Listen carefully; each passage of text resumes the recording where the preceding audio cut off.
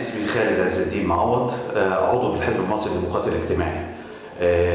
وقررت بعد ما قريت الدستور إني أقول نعم للدستور.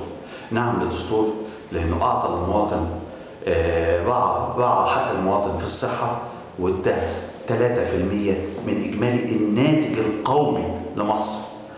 يعني ومش واقف، ده الحد الأدنى الناتج القومي لمصر 3%، وبيصل للمعدلات العالمية. وادى في التعليم 4% من الناتج القومي المصري، وادى وكمان حط خطة، هيضع خطة لمحو الأمية من مصر بالكامل، وحدد لها فترة زمنية لتحقيق الهدف ده. اللي يهمني كمان في الدستور الحرية الشخصية للمواطن المصري.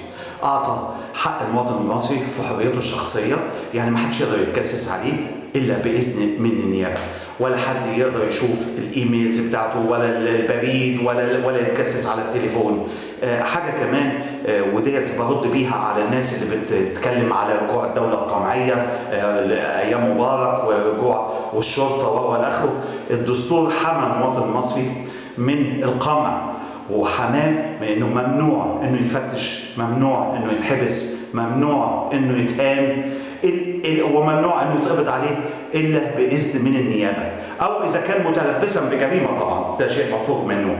وبالتالي الناس اللي بتنادي برجوع الدولة القمعية وإلى آخره ليس لها دليل من الصحة بدليل حماية المواطن المصري في الدستور. بس يبقى علينا إن إحنا الأيام اللي جاية في مجلس الشعب نحط حزبة من القوانين تحقق اللي مكتوب في الدستور. فعشان كده أنا مصمم إن أقول نعم، ويا ريت انتوا كمان تقولوا نعم. شكرا جزيلا.